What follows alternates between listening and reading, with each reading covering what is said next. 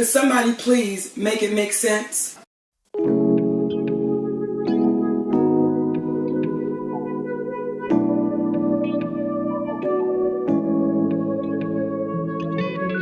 The Darkness, Unpacking My Black Queer Male Trauma, Episode 1, Uncertainty and Unsure Expectations. Hey everybody, welcome to Pop of Culture. I'm your host, the Esoteric and Facetious. I'm starting a series called The Darkness, Unpacking My Black Queer Male Trauma. In this series, I, your host, the Esoteric and Facetious, will be having some very real and very honest conversations about my experiences, worries, and struggles as a young Black queer man in this day and age. I'll be talking about how I feel about these topics and how I'm working through them. I'm not a mental health professional, I'm just another Black queer man trying to find the answers, trying to find the peace. As a young Black bi man, I've realized through conversations with other queer Black men that there are a lot of struggles many of us go through and uncertainties many of us feel, and I want to create content centered around those struggles and concerns. I'm happy that Black LGBT representation in media is growing, but I don't want the only conversations we have about Black LGBT people to be what this Black queer person wore to the red carpet. There are topics I think we must continue to discuss as they, like Black LGBT media representation, matter for making sure Black queer men like me feel seen and heard. I remember as a young queer teen watching things like Drag Race and videos by Black queer content creators, and these videos helped me to understand I could live a life where I was happy and living in my truth. I want to pay it forward by making my own honest content that hopefully can facilitate some meaningful discourse between Black queer men and also bring some awareness of Black queer male struggles to allies. These are not just struggles Black queer men experience, of course, to any of my audience who identify differently, who still want to watch, but I will be approaching these topics from that lens. Let's get into it. Uncertainty and unsure expectations. When I was a young Black boy, like everyone else, I had big plans for my life. I didn't know how I was going to get the job, the car, the house, the wife, the wedding, or the kids. But in my mind, there wasn't a shadow of a doubt that those things were just going to happen. In my mind as a kid, that's just how it worked. You want something, you work towards it, and bam, kablam, it's yours. However, now as an older Black queer man, fresh out of college, I don't always have that same it's gonna happen, no shadow of a doubt certainty when it comes to love and relationships that I once did. The funny thing is a lot of my heterosexual peers still have that idyllic mindset of knowing it's gonna happen and operate accordingly. They've never stopped saying phrases like, my future husband, my future wife, at my wedding, or my future kids. And when they say those phrases, they're not a hypothetical. They speak with the utmost certainty that this future husband or wife exists. This wedding ceremony will happen, and their future kids will be born. As a Black queer person, I can't see the exact moment I became uncertain. My identity as a Black bi man might impact my ability to find meaningful long-term relationships. When I was a younger out queer man, younger than I am, I'm still young, I had this no matter what mentality. I would tell my ally best friend, I'm going to have kids no matter what. I'm going to find love no matter when. No matter what. I was determined to make sure my sexuality didn't stop me from achieving the goals I had for my life. However, eventually this optimistic viewpoint became tiring and, dare I say, toxic. I didn't want love and relationships as this proof that I could do anything my straight counterparts could do. I didn't want my whole identity in love to be proving Black queer men could find long-term relationships and happiness just like straight people. I just wanted to date, flirt, and experience love organically like everybody else. I think a lot of things contributed to me subconsciously feeling like certain outcomes might not be indefinite in my future. I would say the first thing that shook my fortress of optimism was limited connections to Black queer men older than me that I could see myself in, who had been able to find healthy long-term relationships. A lot of the exposure I had to Black queer men came from YouTube and Drag Race. I came across 𝑭𝒊𝒓𝒔𝒕, a Black gay man in his 50s who often seemed jaded and bitter. While I definitely like Walter and appreciate some of the lessons I've learned through his content often pushed this idea that queer Black men, especially queer Black men in Atlanta, were just sex-hungry perverts trading STDs and HIV like it was a game. Gotta catch them all, I guess. Nothing more. That's all there was to being a Black queer man. All you had to look forward to. Which isn't exactly the sole message I think you should send to young queer Black men who are hoping to find love. While I have seen him speaking positively about some other Black queer men in Black queer events and productions, I rarely see him talking about Black queer men in happy relationships. And while I respect him a great deal and would give him a handshake if I met him, I can't ignore the fact watching his videos in college contributed to me feeling uncertain about the likelihood of me having a happy ending as a Black queer man, and that makes me sad. When he would discuss his relationship with his former husband or life partner, it's not usually clear what his partner was exactly to him in that regard. He would mainly discuss their fights and how toxic the relationship was. He spoke about his partner catching COVID early on, and from playing his favorite Toni Braxton Christmas album, making him an extensive rehab plan. Despite their differences, Walter seemed to be willing to do anything for this man. But from what he said in future videos, the man didn't seem to be thankful for all the work he put into nursing him back to health. In 2018, Walter uploaded a series called The Xavier Files, a series where he spoke about his ex-lover, a younger man who wasn't his husband/life partner Xavier Bullard, who he says lied about being HIV positive. Walter speaks at length about how he spent a lot of time and energy helping Xavier get back on his feet, helping him to repair his credit, lose weight, and build muscle, work to pay off his debts, and become a personal trainer. However, from what Walter says about the situation, Xavier lied to him about being HIV positive, even though Walter told him that if he was HIV positive, he could take Truvada and it wouldn't be an issue. Xavier gave him fake test results and had unprotected sex with him, knowing he was HIV positive. While Xavier states he was undetectable at the time, he chose to lie to Walter rather than revealing his status. Walter ended up trying to put him in jail, but ultimately dropped the charges. So what does all of this have to do with me? As a young person, I looked to Walter as an authority on things in the Black LGBT community, especially in Atlanta, as he lived there for over 20 years. But when the Black queer elder I looked up to as an authority, who seemed to be rational and logical, was seemingly in unhealthy relationship after unhealthy relationship, I questioned if the same fate would befall me. 𝑭𝒐𝒍𝒍𝒐𝒘�𝑴𝒆, a Black queer YouTuber I once admired, constantly would talk about how his ex, his only longtime boyfriend, was a narcissist and struggles to say anything nice about him, even though he seemingly admitted to his ex paying for things after they broke up, as recently as a few months ago. On one level, seeing 𝑭𝒐𝒍𝒍𝒐𝒘𝑴𝒆, a very feminine queer Black man, being able to find love and long-term partnership was affirming to me as a Black bi man who isn't the most hyper-masculine. But, like Walter's checkered past with relationships, 𝑭𝒐𝒍𝒍𝒐𝒘𝑴𝒆's mainly negative recollections of his past relationship in my young mind affirmed this sentiment that Black queer relationships simply couldn't work. Even the Black queer relationships I did see online didn't feel quite right. I don't like to speak ill of the deceased, so I won't say the name of this next person I'm going to discuss. But if you know Black urban YouTube, and if you know Black gay YouTube, you know who I'm talking about. There was a Black gay content creator who was also a hairstylist and business owner who did videos online with his husband at the time on reality TV and other related topics. And I remember at the time being in awe because they were the first Black married gay couple I'd ever seen. However, watching them, I would always see the owner of the channel discrediting and invalidating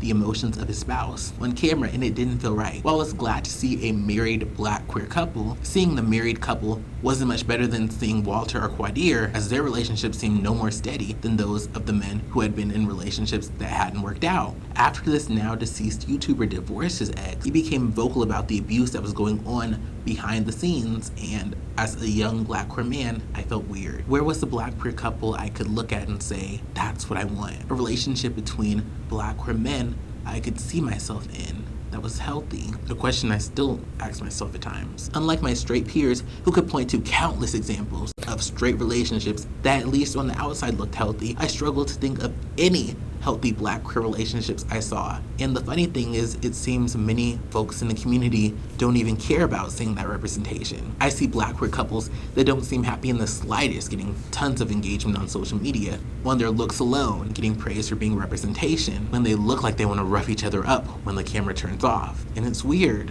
I've even seen couples that were praised admit to physically abusing each other or cheating. I'm not saying life isn't messy. Rational, reasonable people can enter into toxic relationships. It's not Walter, 𝑭𝒐𝒍𝒍𝒐𝒘 or anyone's job to be picture-perfect representation for their Black queer audience. Neither is it mine as a Black queer content creator. But I do think it's natural for Black queer people to seek out examples of things they want in their life. Black prospective doctors follow Black prospective doctor pages. Black prospective engineers follow Black engineer pages. Black prospective lawyers follow Black lawyer pages. Black straight people often follow Black love pages. Seeing someone else do something you want to do is the first step in knowing you can. Like how Whitney Houston said in her iconic definitive cover, Greatest Love of All, Everybody's searching for a hero. People need someone to look up to. I never found anyone who fulfilled my needs.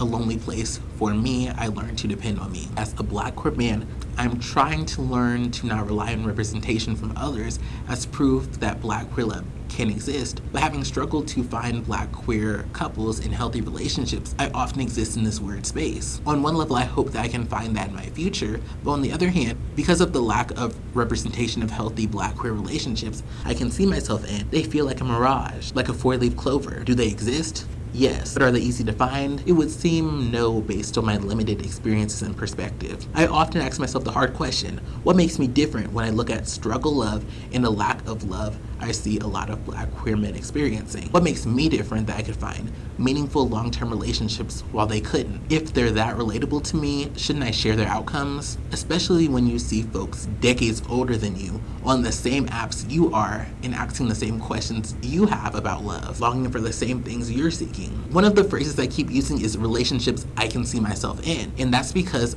I sometimes do see what I call idealized Black queer power couples, conventionally attractive, fit, educated, high earning, who appear to have done all the right things in life. But when I look at these couples, rather than seeing #goals, I see a list of boxes to check off if I want to attain that love, rather than just representation of what can come to me as I am. I'm not saying I'm opposed to self-improvement or working to build the life I want or working to become the person I want to become, working to become the partner I want to attract. I have many goals I'm actively working to achieve in different areas, but I think the burden becomes feeling you have to become a certain type of way to become worthy of love. The idea if I don't fulfill this checklist of things, I can kiss those hopes and dreams I've had since I was a little child goodbye. I think uncertainty is hard because seeing so little representation of healthy, queer Black relationships, I can feel this pressure not to be picky and to accept any and everything because of this scarcity mindset I often feel because of lack of exposure to examples of healthy Black queer love. I wonder if I reject someone I'm not interested in, if the limited number of viable partners just got even smaller. It's a lot to handle. I think I need to get to a place where I find the affirming media and information to hammer it into my mind that Black queer love is possible and can happen for me as I am. I think I need to understand that it's okay to want something even if it's not immediately apparent in my current circumstances that it's going to happen. It's okay to exist in a state of uncertainty as long as I don't allow this uncertainty to control me. I think I shouldn't allow past experiences and a lack of representation in my immediate vicinity to make me feel I can't have hopes of Black queer love in my future. I might just have to be intentional when it comes to seeking out affirming representation I can see myself in.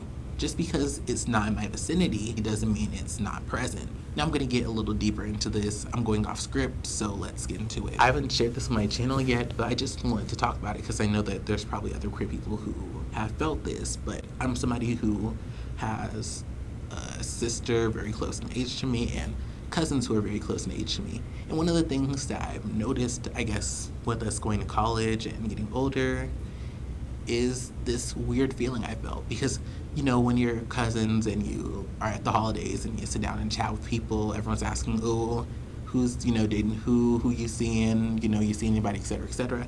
And I've definitely noticed as I've gotten older and gotten more comfortable with my identity as a bisexual man, I've just realized I'm feeling this discomfort because I feel with this group of people that I'm very close to and love very much, I'm feeling like I'm seeing them kind of hit certain milestones quicker. And it's not necessarily an issue because I understand things happen for different people at a different time. I've just started to feel this concern of I hope that I'm not the last. I hope that they don't all pass me up because I just feel like being queer, being bi, things can look different for you, and it's something I've definitely just thought about a lot. And of course, I think things can happen in the time that they need to happen in, but it's just hard because you don't want to be left behind, you don't want to feel left out. So that's just something I've thought about a lot. And I definitely will say if you're somebody who is queer or even just somebody who hasn't found luck in love, you're not alone in that. And I just want to reiterate to people, you are valid if you haven't had those experiences, and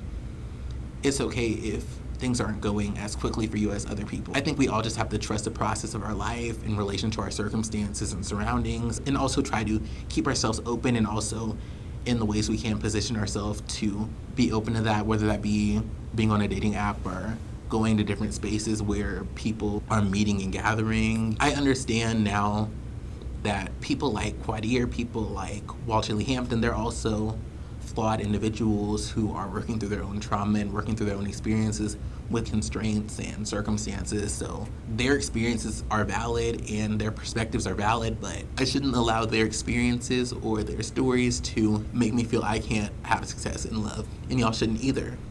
I think we have to realize other people's experiences and other people's perspectives are theirs, and ours are ours. And while there may be similarities, you don't have to project their experiences onto you in your future. And even looking at people like 𝘎𝑑𝒄𝒕 and 𝑭𝒐𝒍𝒍𝒐𝒘, even though I don't know them personally, seeing some of the stuff on their content, I can see some ways in which their viewpoints, their worldview, their behaviors might impact their ability to meet people, just like my experiences, my tendencies may impact my ability to meet someone. So I think it's all about understanding everything together, not just applying other people's experiences to you and assuming their outcome is your outcome. And I think, to answer my question from before, what makes me different, I think what makes me different than other people isn't a good question, because it's this idea of either you do find a partner or either you don't. Those people who are single, they still are alive. They still have the chance to find a partner. They're not forever single just because they're single at whatever age they're at. We all can find partnership and love at our respective time when it's right.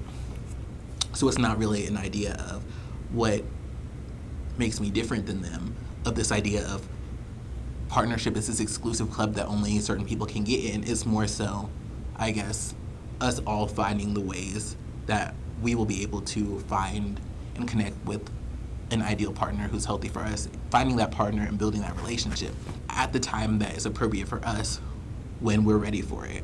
So that may mean that person who's 40, who's also on the same app that I'm on, they may find that at 45, someone else may find it at 33, someone else may find it at 23.